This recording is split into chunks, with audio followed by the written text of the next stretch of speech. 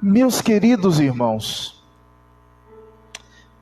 por que será que esquecemos rapidamente dos derramamentos de sangue de inocente? Por que será? Há 12 anos estava acontecendo um crime muito bárbaro em São Paulo, que chocava não só o estado de São Paulo, mas o Brasil, em 2008. Naquela época, o caso era de uma menina de 5 anos. Você lembra do caso de Isabela Nardoni? Abertas uma janela no 9º andar, uma redinha sendo cortada com uma tesoura, e um corpinho de uma criança sendo jogado pela janela. Parece que foi ontem. Foi em 2008. Você lembra? Você lembra do ano passado? Março, 2 de junho, de 2020. Uma criança sobe num elevador de 5 anos, um menino. E ele sai daquele elevador e ele cai de um condomínio de luxo, Pierre Maurício de Massal, no bairro de São José, centro de Recife. Por que nós esquecemos rapidamente dessas coisas? E nós estamos agora vivendo dias e que o caso da hora, o caso do momento é um outro menino de 4 anos, chamado Henri Borel. A cidade agora não é Recife nem São Paulo, mas é o Rio de Janeiro, outra grande capital. Isso aconteceu no dia 8 de março, lá no Rio de Janeiro. Mas quando eu lembro do sermão passado, e você foi desafiado dentro da exposição desse texto, no sermão passado nós vimos o tema Jeová e Yahvé peleja por vós, Yahvé luta por vós, versículo de número 4. E há uma guerra imanente e eminente, uma guerra próxima, uma peleja próxima da nossa vida e uma peleja distante. Há inimigos próximos e inimigos distantes. E quando nós estudamos no domingo passado sobre essa exposição, nós vimos que nós sabemos que o nosso general, que é Yahvé, ele vai à frente, ele luta por nós, ele peleja por nós, mas nós precisamos ter em mente as preliminares da nossa luta. Nós precisamos ter o foco da nossa luta. E nós precisamos saber a natureza da nossa luta, com consciência de que o Yahvé, o general, vai à frente lutando todas as nossas batalhas. Mas hoje, o nosso assunto é outro. Hoje nós vamos falar sobre sangue inocente. Mas o resumo dessa noite é: nós precisamos ter sensibilidade espiritual. Se no final do culto você entender o que eu coloquei aqui como resumo, você vai compreender esse texto. Os crentes precisam ter sensibilidade espiritual. Os eleitos precisam ter sensibilidade espiritual. Os cristãos precisam ter sensibilidade espiritual. Esse é o nosso assunto de hoje. Eu estou apaixonado por esse livro, pelo texto de Deuteronômio. Por quê? Porque ele traz cenas, casos, fatos de uma lei tão antiga, mas que é atualíssima. É um livro difícil de estudar e às vezes até compreender. Às vezes eu fico pensando, será que aquele povo está compreendendo o que eu estou falando? Mas se caso você não está compreendendo o que a gente está pregando, volte, veja de novo o sermão, me pergunte. Porque esse é um texto que se faz atual para a nossa vida. Hoje, por exemplo, nós estamos vivendo fatos semelhantes como o que está aqui nesse texto, de 1 a 9. Deixa eu te falar uma coisa. O seu coração não pode ser duro como uma pedra. O crente que tem um coração duro como uma pedra está com algum problema, precisando fazer um transplante espiritual por Deus, porque Deus disse que Ele troca o nosso coração de pedra e coloca um coração de carne. Você precisa ser sensível. Eu preciso ser sensível, principalmente com derramamento de sangue inocente. A exposição do capítulo 20, do versículo de 1 a 9, por favor, mantenha seus olhos bem atentos e abertos aí. Esta é uma lei que se encaixa muito naturalmente com o material contido no capítulo 19, é sequência. O procedimento a ser seguido quando o corpo de um homem assassinado fosse descoberto no campo, sem qualquer conhecimento das circunstâncias de sua morte, é agora discutido o que faria se um corpo estivesse caído num campo e ninguém soubesse quem tinha feito o ato, o autor do homicídio. Tal assassinato colocaria toda a comunidade sobre a culpa pelo sangue. Agora, de quem seria a culpa daquele sangue inocente? Seria da tribo de Levi? Seria da tribo de Zebulão? Seria da tribo de Neftali? Seria de quem? Quais eram as cidades? A culpa era da comunidade, a culpa era da sociedade. Meus irmãos, parece que hoje a gente riscou do nosso coração qualquer sensibilidade em relação de um sangue de uma criança, de um inocente, de um idoso. Parece que a culpa é somente do autor. Mas espera aí que no final você vai ver como é que Deus trabalhou com isso. Sangue de inocente, do versículo de número 1 ao versículo de número 4, que é o nosso primeiro argumento aí, quem está anotando no boletim pode colocar, tema sangue de inocente. Primeiro, deveria ter um autor desconhecido. O problema aqui é que não se sabia quem havia cometido aquele delito, aquele crime. Nós já estudamos em leis passadas. Você viu? Se ele soubesse o autor do homicídio seria eliminado, teria pena capital, seria morto no meio da praça, seria morto no meio da cidade. Mas agora não sabemos quem é o autor. O texto não sabe, ninguém sabe quem cometeu esse crime. Versículo de número 1, queridos, é uma contingência que está ocorrendo na sociedade, que aconteceria na sociedade, e a sociedade antiga e também a moderna vive momentos como esses.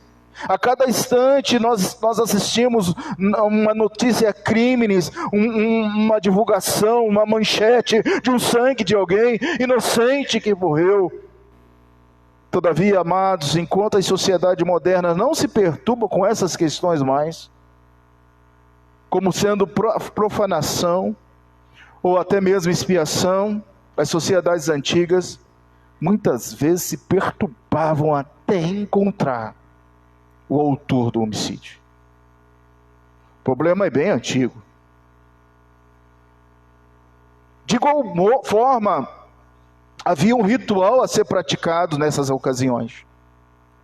Então, quando, um certo tempo, lá na frente, quando Israel recebesse as terras que o Senhor havia prometido, e eles possuíssem muitas cidades, e acontecesse esse fato, haveria um procedimento registrado na lei para lidar com essa situação.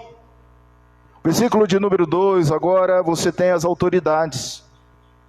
O procedimento seria chamar os anciões, chamar os juízes. Os anciões e os juízes Autoridades civis, aqui Zaqueu e Sopete, tinham a responsabilidade de promover a ação judicial, o inquérito, a investigação, verificar aonde o corpo estava, qual era a cidade mais próxima, e aquela cidade, inquirir as autoridades, verificar se o assassino era daquela localidade. Parece que os juízes deveriam estar presentes juntos com os anciões para verificar a medição da distância da vila mais próxima, que poderia ser daquela vila, e depois disso os juízes, mas não aparece mais, porque o trabalho deles haviam sido feitos, e é interessante o fato de que, a princípio, a responsabilidade corporativa aqui exemplificada no conteúdo do conhecimento do mundo velho e antigo, das determinações do Código de Hammurabi. O Código de Hammurabi já prescrevia isso. Foi uma repetição. Era que cada cidade se fizesse então a restituição, a recompensa, e essa família seria indenizada. É como se o Estado, e hoje a gente sabe na lei brasileira, em algumas circunstâncias o Estado é penalizado, é responsabilizado, e ele tem que indenizar aquela família. Já naquele tempo havia isso também. Versículos 3 e 4, dê uma leidinha aí. Os anciões da cidade mais próximas teriam que ter todo esse procedimento. Então eles eram incumbidos de tomar uma novilha que nunca tivesse sido usada a serviço de homem algum para realizar o ritual necessário. Há um procedimento que eles deveriam realizar. Eles levariam essa ovelha a um vale de águas correntes, que nunca havia sido lavrado nem semeado ali. Naquele vale, essa ovelha, desnucarão, matariam, quebrariam o pescoço da ovelha, sacrificaria a ovelha no lugar daquela pessoa falecida. Talvez esse ritual cumprisse o propósito duplo, e aqui nós temos um propósito duplo, sendo ao mesmo tempo cultural e judicial. Seria realmente uma liturgia direcionada por Deus naquele momento, mas também seria algo imposto pela justiça, algo imposto pela lei. Embora essas execuções fossem normais como sacrifício, aqui é impossível ser um sacrifício ao Deus vivo. É um sacrifício para retirar a culpa por não saber quem é o indivíduo que tal delito havia praticado. A novilha que nunca tinha trabalhado era levada para uma corrente de águas vivas, no vale que jamais tivesse sido lavado pelos homens, e ali o seu pescoço era quebrado. A novilha, o vale e a água eram cerimônias de pureza, pois jamais tinham sido contaminados por um uso comum. Então, meus queridos, em primeiro lugar, o sangue do inocente deveria ter um autor desconhecido. Em segundo lugar, o sangue de inocente deveria ter uma declaração formal. Versículos 5, 6 e 7. Por favor, leiam aí. Versículo 5. A esta altura, os sacerdotes, filhos, descendentes de Levi e outras partes de Deuteronômio identificados como sacerdotes, levitas, entram em cena. A igreja entra em cena. Irmãos, nós vivemos hoje no momento em que o Estado julga, o fato acontece e a igreja esquece. Daqui a pouco a gente vai esquecer desse caso do Henry. Vai vir outro, virá outros. Mas aqui na teocracia, a igreja era chamada. E eles eram chamados através dos levitas, que normalmente estavam oficializando sacrifícios cultuais, e a sua função era, sem dúvida, executar a liturgia que deveria ser repetida pelos anciões sobre o animal sacrificado, e eles são aqui descritos como aqueles que Deus escolheu para ministrar a ele declarando bênção em seu nome, exercendo autoridade judicial final por sua palavra, decisão, e por fim, dirimindo o caso da violência entre eles. Versículo 6 e versículo 7. Os anciões agora da cidade mais próxima ao homem do morto levantava primeiramente as suas mãos sobre o animal que fora morto, expressando simbolicamente que a cidade era inocente do crime. A minha cidade é inocente do crime. Nós não sabemos. Depois deveriam testificar. Literalmente testificar significa responder, dizer: as nossas mãos não derramaram esse sangue, os nossos olhos não viram derramar-se. Os anciões juravam como que dando testemunho perante um tribunal que eles e o povo da cidade eram inocentes. Irmãos, qual é o nosso papel diante de um mundo tão translouco, um mundo no pecado, um mundo que aceita o sacrifício de crianças de 4, 3, 5 anos? Eu quero que você pense no seu coração agora. Parece que a geração da década de 80 para frente acostumou com jornais sensacionalistas. Jornalista. E eu lembro que quando isso entrou na televisão, havia famosos que hoje até já não existem mais, que já morreram, que eles prendiam a sua atenção de tal forma que você ficava, o jornalinho, geralmente da Record, geralmente de outros canais abertos, eles pegavam 2 horas da tarde e até 5 horas da tarde, e 5h45, quase 6 horas na hora de fechar, é que o jornalista, ele entregava aquela matéria e você passava a tarde toda ouvindo a cena da mesma reportagem. Você acabou acostumando com isso. Com esses jornais. Com essas notícias. E sabe de uma coisa? O nosso coração foi endurecendo. E nós fomos desconhecendo como a palavra trata desse aspecto. Nosso resumo hoje: você precisa ter sensibilidade espiritual, porque todo sangue inocente é do conhecimento de Yahvé. Sangue inocente, em terceiro e último lugar, deveria ter uma declaração de Yahvé, versículo 8, versículo 9. E essa declaração você vê claramente dentro desses 2 versículos. O versículo 8 é um apelo a Yahvé que perdoe seu povo. A palavra traduzida aqui por perdoar é derivada da raiz kiper, que em hebraico denota cobrir. Senhor, cubra-nos, apaga-nos desse sangue. Nós não temos culpa. Em qualquer caso, significava um cancelamento do pecado. E Yahvé é relembrado do seu livramento em favor do seu povo do Egito. O verbo redimir ocorre diversas vezes na libertação de Israel. Assim também um apelo dirigido a Deus, em nome daquele que tinha um relacionamento especial com Deus. O pedido era que a responsabilidade desse derramamento de sangue do homem morto, da qual a cidade era inocente, não fosse lançada sobre a cidade. Sobre a cidade. Pelo contrário, que fosse coberta. Você lembra da cena de Jonas? O que os marinheiros fizeram? O que os marinheiros fizeram?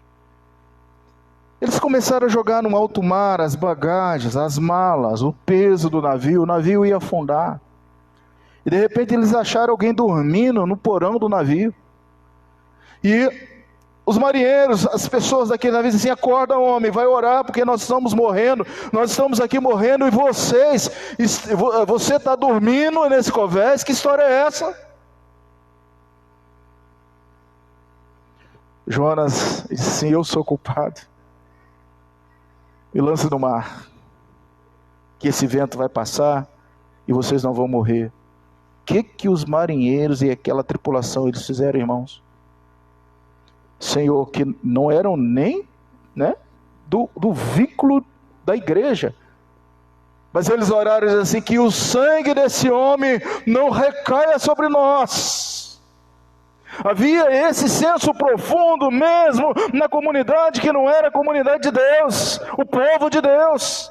E eles pediram ao Senhor que o sangue daquele inocente, que para eles poderiam ser inocente, mas ele sabia que era o culpado, que o motivo do mar estar agitado era ele corretamente. E eles então disseram: me jogue no mar.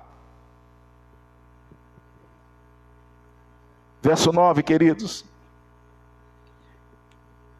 Assim eliminarás a culpa do sangue inocente no meio de ti, pois fará o que é reto aos olhos do Senhor.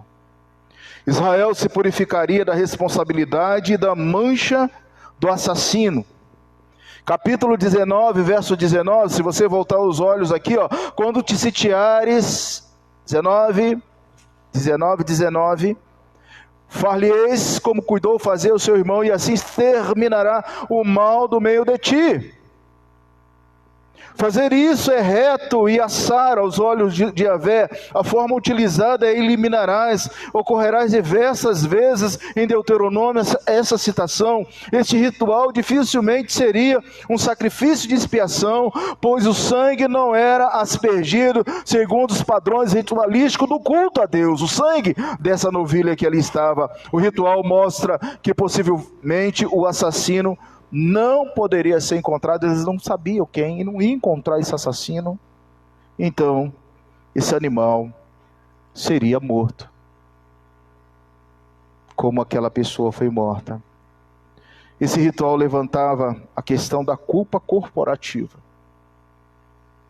A Calvino trabalha conosco sobre o pecado coletivo. Você acha por que a nação sofre tanto? Você já parou para pensar por que a nação sofre tanto? Tanta violência, tanto derramamento de sangue.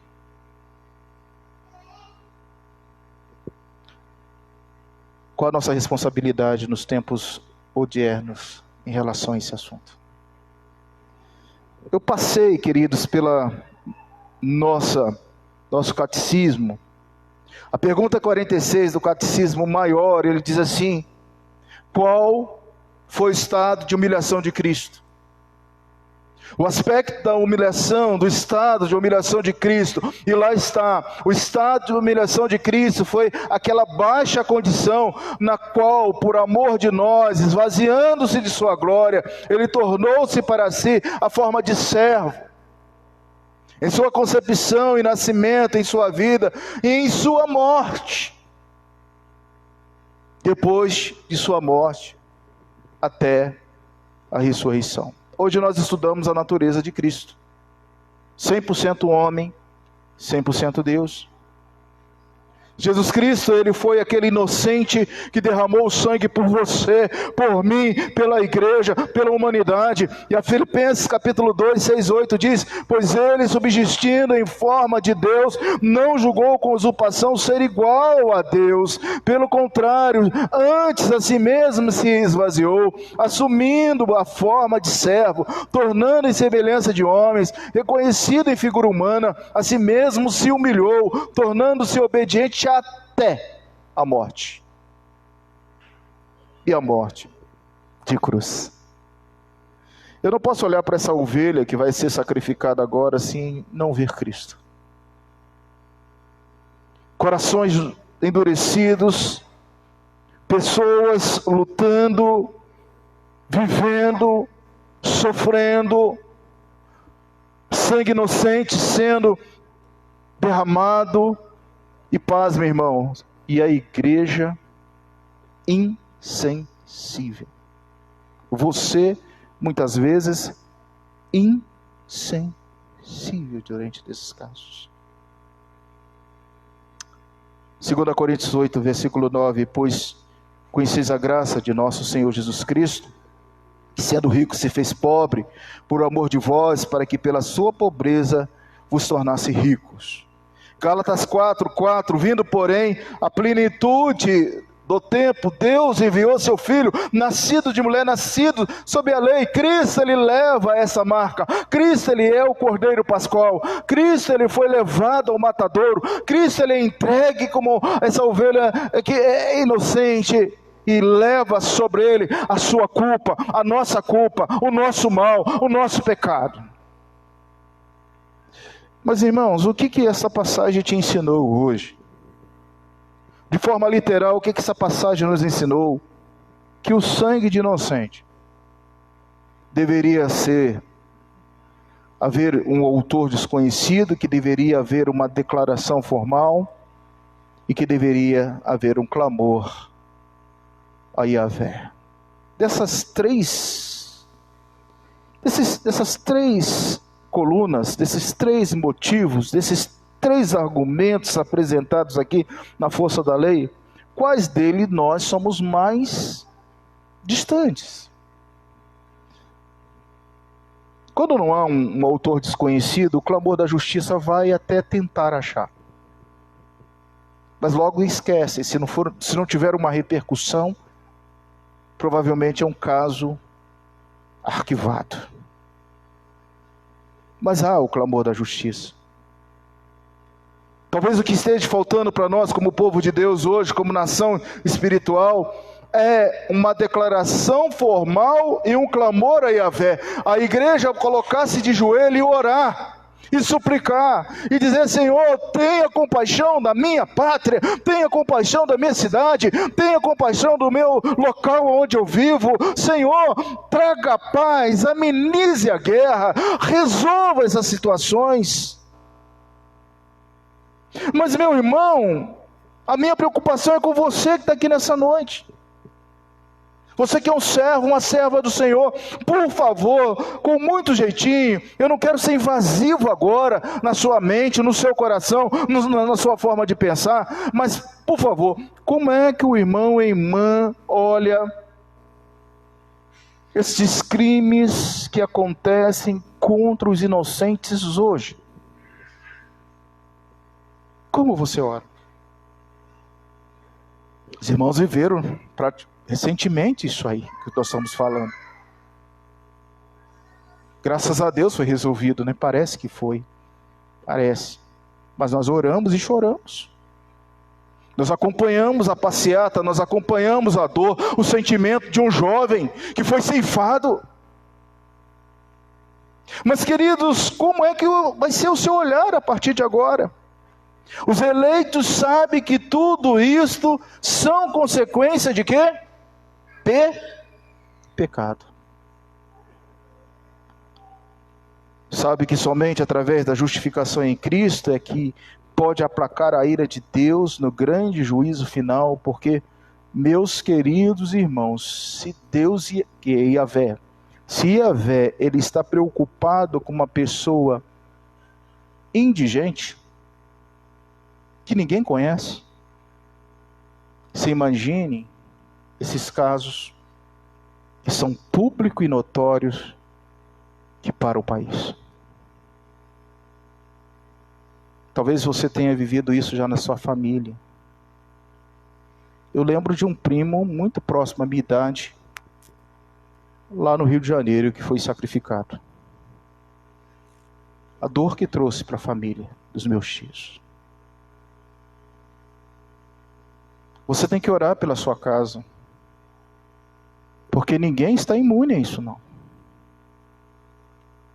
O problema é como eu olho isso, como eu encaro isso, como é o meu sentimento. Talvez quando isso aconteça comigo, na minha casa, eu vou ter um olhar diferente. Mas não é isso que o texto está nos ensinando. O texto está nos ensinando, ô menino, que eu tenho que ter esse sentimento para todas as pessoas. Eu tenho que olhar para esses casos que sacudiram o Brasil e ter uma reação. Então a pergunta é: o que eu preciso fazer? É isso que eu estou perguntando a você. Como você vai olhar daqui para frente e o que você vai fazer? Você vai sair daqui hoje pensando nesse caso e tantos outros que você vai lembrar, e você vai fazer algo. O que você vai fazer? Você vai sair daqui olhando para esse texto e reconhecendo que Yahvé, ele cobra uma postura da igreja, ele cobra uma postura de Israel, ele cobra uma ação, ele cobra uma solução do caso. Então, o que eu posso fazer, pastor? A Bíblia tem resposta para tudo. A Bíblia nos ensina. As Escrituras nos ensinam que os assassinos, os homicidas, não herdarão o reino de Deus. Então há algo que o crente pode fazer? Há algo que você pode fazer? Sim, claro que sim.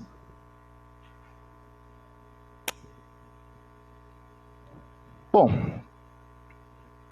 pode ser que nesse público que esteja aqui, você possa ser vocacionado a militar na área da justiça, ou na área correlatas à justiça, como psicólogo, como psiquiatra, como alguém que atenda as pessoas, como sacerdote, que tem o voto do sigilo, como professores dentro de uma sala de aula. A sua vocação impõe de você uma reação. Então preste atenção, nunca aprove atos homicidas, ou seja, conveniente com tais práticas, porque o sangue daquele inocente vai cair sobre você. Você já imaginou o grande dia do juízo final, quando o livro for aberto e começar a mostrar a vida das pessoas? Você imagina que muitos aparecerão com as suas mãos tão sujas de sangue inocente, mais do que Hitler? Médicos, juízes, advogados, omissos, crentes. Você já parou para pensar isso? Então, essa é uma postura. Mas a outra postura que você tem que tomar, tem que ter como consciência, como prática, como praxis cristão, é o que Cristo nos ensinou. Então, o que é que Cristo nos ensinou em relação a isso? Veja João, 1 João capítulo 4, 7 a 21, e olha o que Cristo ensinou para nós em harmonia a sangue inocente. Fundamentos do texto de 1 João 1, 4, 7 a 21, e eu não vou ler esse texto, mas dentro desse texto que você está abrindo aí agora, eu tenho que fazer algumas perguntas. E quais são essas perguntas dentro desse texto? Primeiro, como está a nossa sensibilidade em amar uns aos outros? Irmãos, a gente vê uma igreja tão fria. A gente não chora mais. Você já acostumou com isso? Eu já acostumei com isso. Como está a nossa sensibilidade a amar uns aos outros? O texto de João que Cristo está nos ensinando, a resposta é: o amor procede de Deus. Se você procede de Deus, se você é um eleito de Deus, se você é um escolhido de Deus, se você teme ao Senhor, se você consegue conhecer o Senhor, se você já nasceu de novo, então você precisa ter sensibilidade espiritual. O texto aqui é profundo. Como deve ser a nossa sensibilidade espiritual? Uma palavra só: amar. Por quê? Porque Deus é amor. O amor de Deus foi tão grande por nós, porque Ele enviou o seu único Filho, o unigênito Filho, por nós. E Cristo foi sacrificado por você. Um inocente foi morto, derramou seu sangue. Você sabe o que Deus fez? Ele separou o cordeiro. Você sabe o que Deus fez? Ele imolou o cordeiro. Você sem pecado. Você sabe o que Ele fez? A novilha do Velho Testamento é no Novo Testamento o seu Filho unigênito. Cristão, como está seu coração? Esse é o modelo para todos nós. Assim como Deus amou o mundo, devemos amar uns aos outros. E o texto diz: você quer ver a Deus? Você vai ver Deus? Só existe uma maneira para vermos Deus. Devemos amar uns aos outros. Lembre-se que nós amamos porque Ele nos amou primeiro. Como você hoje vai melhorar a sua sensibilidade espiritual? Como você hoje vai melhorar a sua sensibilidade espiritual? Como? Porque Deus conhece o derramamento de todos os sangues inocentes espalhados nesse mundo agora. Nesse exato momento. Se Deus se importa com o sangue inocente, até mesmo do indigente, o que você vai fazer pelas crianças? Pelas crianças. O que você vai fazer pelos adolescentes? O que você vai fazer pelos jovens? O que você vai fazer pelos adultos e anciões que morrem inocentemente, sem conhecer os seus carrascos?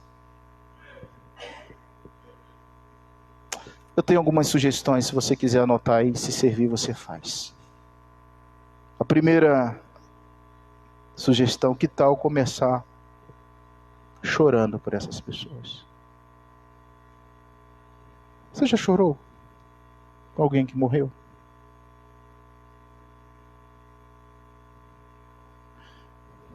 Olha, eu tinha muita dificuldade de chorar na minha vida.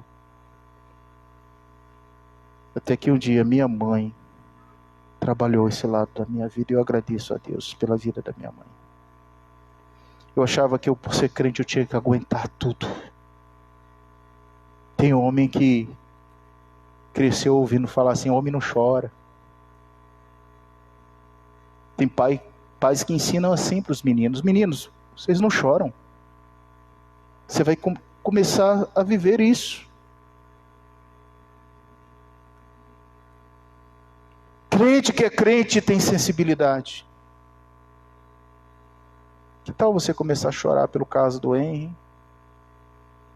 Pelo caso dos meninos da Baixada Fluminense, que ninguém sabe para onde foi até hoje.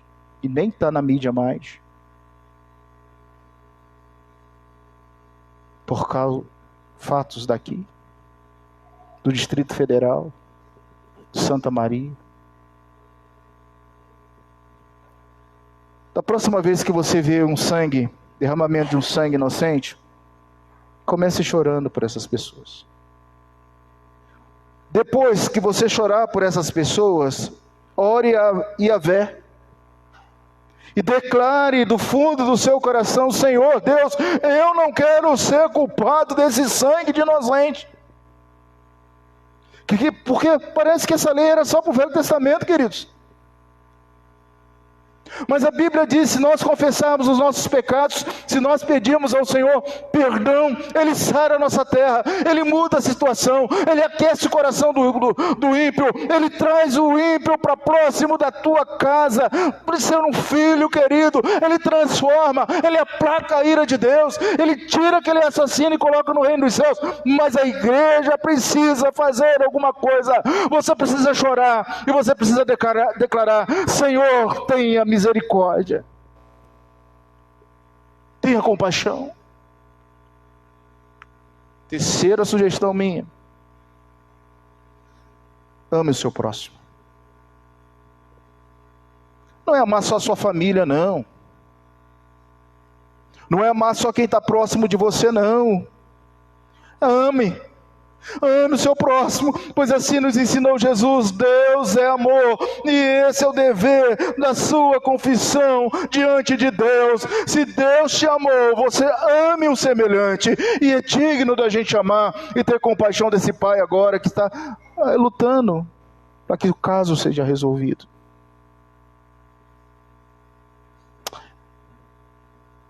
Terminando, queridos, cuidado com o seu coração. Fala devagarzinho. Cuidado com o seu coração, porque ele pode já estar insensível.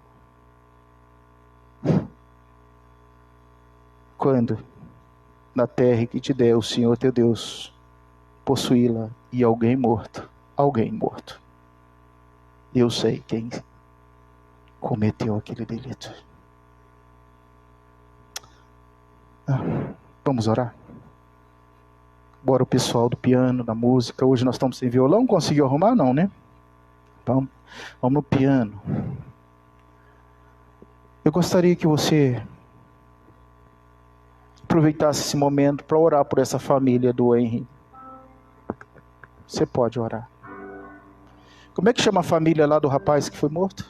Que é seu parente? Cassandra e Fernando. São parentes da Michele, do Valdeir. Eu vou querer que você ore por essas pessoas. São daqui de Brasília. Você conhece alguém que traz a marca do luto na família? A dor de um filho que morreu.